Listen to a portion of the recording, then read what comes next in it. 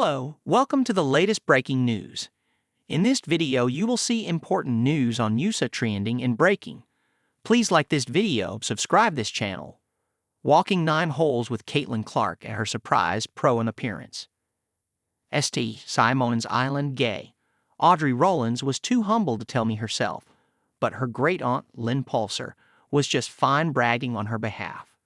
Not only is Rollins, 15, one of the best high school players in Florida, as Pulser told me, but she was featured in Sports Illustrated, where she was described as a player with a very high basketball IQ that can connect from the three-point line with unlimited range and can get hot at any moment.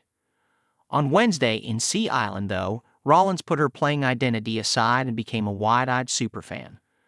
Pulser had given her and her family the word that Caitlin Clark would be playing 9 holes in the Pro-Am at the RSM Classic, and they drove up from Ponte Vedra, hoping to get a glimpse of Audrey's basketball hero.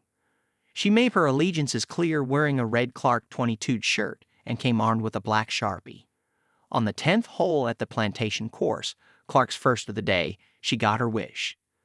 Clark, dressed all in black except for the white Nike swooshes and a dash of red lipstick for color, walked to the ropes where Rollins stood. "I like your shirt," Clark said. "You are literally like my hero," Rollins gushed. "Want to take a picture?" the hero asked. Rollins kept it together to snap the selfie, but the smile on her face afterward was so wide and so permanent that you got the sense that if she had 10% less self-control, she would break out in giddy laughter. Girls like Audrey Rollins are, in many ways, the point of having Caitlin Clark play as much golf as she can at PGA and LPGA Tour events. There was a joke going around the golf world a week ago when Clark drew big crowds at the Annika Pro-Am last week on the LPGA, that she'd had just become the most popular women's golfer in the world. And in a much more low-key, almost secretive appearance Wednesday at Sea Island, "I'm covering the tournament in person, and I only learned about it Tuesday." Her irresistible appeal was proved yet again by a crowd of about 50 that braved the light rain to follow her for 9 holes. One man who couldn't follow her, but who counts himself a fan, is the host of the RSM Classic and the godfather of the Sea Island golf scene, Davis Love Iva. "I'm surprised that it hadn't leaked out more that she was coming, that everybody did a good job of not, or it would have been a mad rush," he said.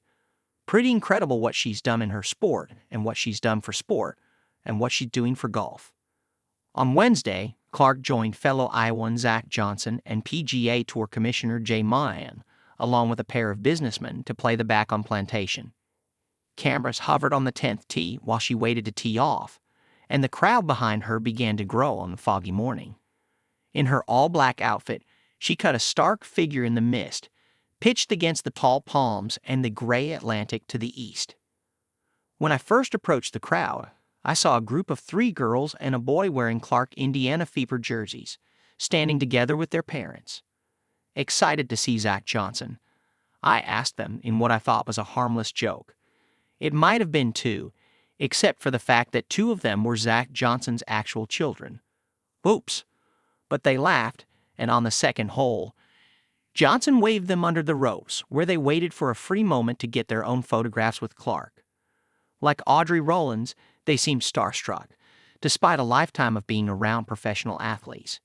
Even having a 2-time major winner and Ryder Cup captain for a father can't quite prepare you for the Clark phenomenon. Clark herself has a natural knack for these moments. She's not exactly effusive, but nor is she remote. She picks her spots to engage with the fans, flashes that charismatic smile, carries on a natural conversation, and then disengages just as effortlessly.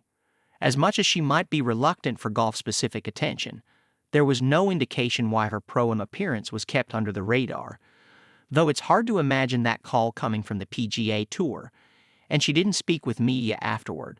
She never shows it to her fans.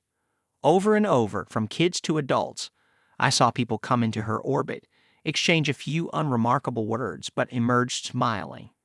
Subtle gestures by Clark, like when she preemptively asked Rollins if she wanted to take a photo, sparing the girl the difficult question, shows her keen awareness of what it means to be a superstar in the small moments.